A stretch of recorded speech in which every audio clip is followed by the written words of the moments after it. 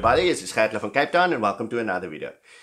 In this video, I'm going to discuss some very interesting points. I mean, a lot of you oaks out there wondered how it is possible that these athletes can reach such amazingly ripped, shredded, muscled physiques. Now, obviously with many of them, anabolic steroids plays a part, but there's lately quite a big percentage of these athletes that are completely natural. These guys follows a very strict regimen in terms of their diets and the way they manage their diet and manipulate their diet environment to get to that ripped and shredded physiques. It is possible, and I'm going to show you in this video what these guys are doing. So obviously this is info hard to come by, so listen up. What you must realize is that your diet determines roughly 80% of your success in shaping your body. So that means that if you fail on your diet, you're definitely going to fail on trying to shape your body. If it weighs 80%, then surely you need to apply 80% of your effort and time and energy to make this diet work. And this is where most guys fail in their whole effort to try and transform their body, is they just don't apply the necessary effort with their diet. That is the last thing that they worry about, and that's the last thing that they apply some effort. All the effort goes into working out the gym. It doesn't work like that. You're going to definitely not reach your success. So 80% of your focus, your energy, your time, your preparation needs to go into your diet. Once you get that straight in your head, then things are going to start happening.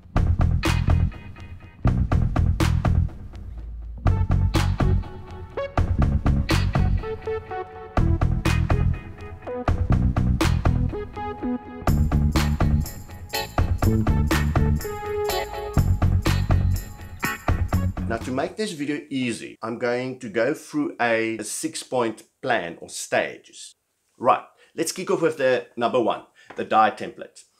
Very simplistic. A diet that's focused for bodybuilding environment generally is about a 40-30-30 macro split. 40% of your calories should come from your proteins, 30% from your carbs, and 30% from your fats. It's not the holy grail. I, for example, since the age of 40, I only have 50% functionality of my kidneys, which means I cannot place strain on my kidneys. Anabolic steroids is out for me. I must be very wary of the amount of protein that I take in. So I, for example, use a 20-60-30 split. And it works. I still got a very good muscled body. So it's not the holy grail, but generally it's accepted that a 40-30-30 is the preferred split. So 40-30-30, that's just a guideline. What is critically important is that you need to stick to your daily calories. The first 14 days is when you start with this meal plan. You don't change anything, you stick to this meal plan, because you need to see this meal plan with this calories, what effect does it got on your body. Now, do you have to eat the 7 meals?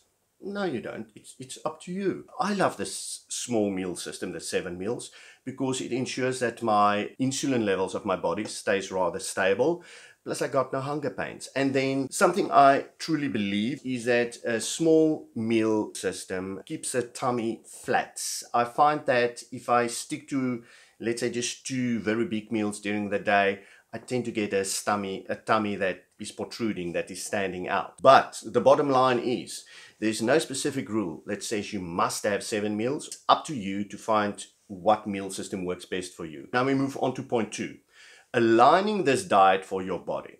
So the first 14 days, you stick to this diet. And then after 14 days, you need to see what your body did with this diet. Did it gain muscle? Did it gain fat? Did it lose muscle? Did it lose fat? Did it gain muscle while losing fat? You need to determine that. The only way to determine that is to have a body fat caliper where you take your body fat at certain places on your body. I'll put the link for you up on the screen to run for you through the process of exactly where you need to take body fat measurements with a fat caliper. Then you need a weighing scale. So you need to weigh yourself and you need to take all the measurements with a body fat caliper. Intelligently interpret those values to determine what has happened to your body in terms of body fat and muscle mass. If at all you've lost muscle in that 14-day period, that tells you you're on the wrong path with your calories, and you need to increase your calories with a 10% value, never more than 10% in a 14-day period. Otherwise, the body will struggle to stabilize again, and you will get distorted readings after a 14-day period. So never more than 10% in a 14-day period. If at all you lost muscle, you need to increase by 10% the calories. If your muscle stayed the same, but you lost body fat,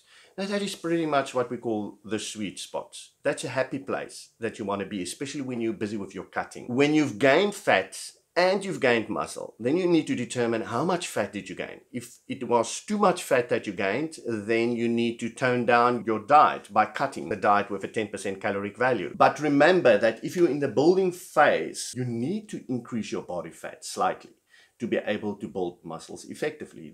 You cannot build muscles in a natural environment effectively if you don't work on a caloric surplus. Now, point 3, the sweet spot management. This process that you just went through after the first 14 days, unfortunately, this is the process that you have to do every 14 days from now on to enable the diet to stay aligned to your body.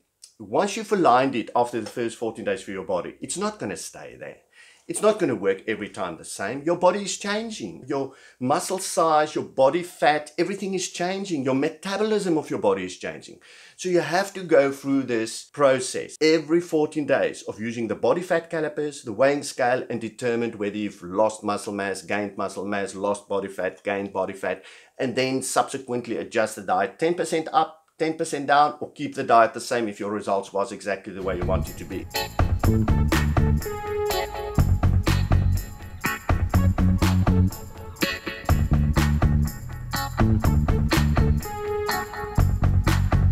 Point 4, incorporating intermittent fasting. Doesn't matter what diet structure you're following, the daily calories, and I'm going to put up that again on your screen now, the macro split with the daily calories. That is what you need to adhere to and stick to. You get very nice apps on the internet. I'm going to put up for you the link on the app that I currently suggest. That is www.eatthismuch.com. I've got no affiliation with these guys and I'm not getting any money from them. So please guys, if you find that there's other apps that's doing this, please put it in the comment section of this video. This app, all you do is you take the caloric values that I've put you on the screen now and you punch it into this app. And that app will then allow you to decide whether you want to work out a menu plan for paleo diet, keto diet, or vegan diet, or whatever diet you desire to follow. And it will give you the complete day menu plans within that caloric restrictions that you defined. So that is a very easy way of just changing your diet into the desired diet that you want to follow. Again, don't consider the 40-30-30 macro splits as the holy grail. When you venture the route of keto, vegan, vegetarian, paleo, and so on, then obviously you're not going to stick to the 40-30-30 macro splits.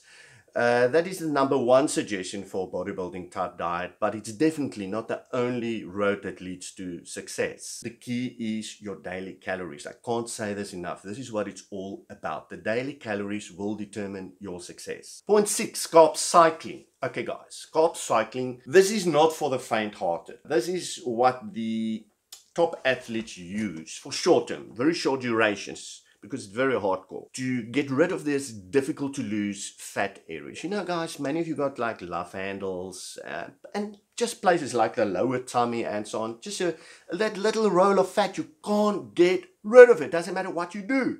Now this is usually the thing that guys use to apply to get rid of that last little bit of fat.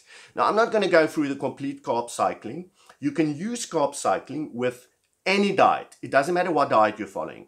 But you interrupt that diet for a short period and then you do the carb cycling. And when you finish with the carb cycling, then you continue for your normal diet again. I'm going to put up for you on the screen the link to an article that I've already written on my site that contains all the information regarding carb cycling. So you're rather going to have a look there. So there you have it, guys and girls. The rundown, complete rundown to how these guys get these crazy physiques. This is hard to come by information. If some of you want to make a small donation for my efforts, please guys and girls, it really helps to keep my information free on my site and on my videos. I'll put up the PayPal link for you on the one corner of the screen. Now, of course, All this information is incorporated into my coaching system that I've developed for the older guy and the older girl. I call it the Advanced System 2. So if any of you are interested, this is really a kick-ass system. You can sign up, and unfortunately with that, I cannot do it for free because a lot of my time and effort goes into creating this custom system for your body and your goals. So there, unfortunately, you do have to pay. So everybody, wish you happy training. Gert Louw from Cape Town, signing off. Cheers.